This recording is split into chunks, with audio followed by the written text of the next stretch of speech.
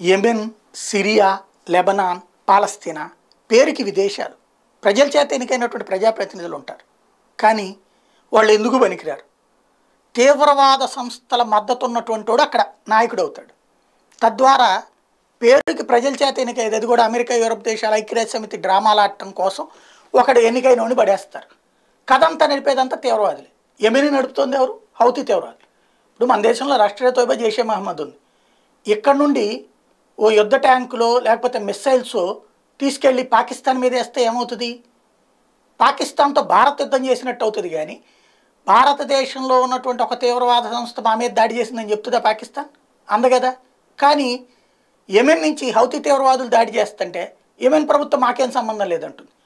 చివరికి ఆ దేశపు ఆధిపత్యం ఏం లేదన్న విషయం ఎట్లా అర్థమైపోయిందంటే, యెమెన్కి సంబంధించినటువంటి రేడియో స్టేషన్లోకి హౌతీ తీవ్రవాదులు చొరబడ్డారు. రేడియో స్టేషన్ మొత్తం స్వాధీనం చేసుకున్నారు.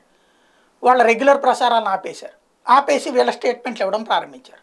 అంటే అక్కడ ఉన్నటువంటి ఇండిపెండెంట్ మీడియాను కూడా లాగేసుకోవడం ప్రారంభించారు. తద్వారా ఇప్పటిదాకా ఇజ్రాయెల్ని విసిగిస్తున్నటువంటి హౌతీలు ఇప్పుడు యెమెన్ ప్రజల్ని విసిగించడం ప్రారంభించారు. అయినా మానవత్వం కోసం అనేటువంటి పేరుతో వాళ్ళని నెత్తిన పెట్టుకునే దరిద్రులు ఉన్నారు ఈ ప్రపంచంలో.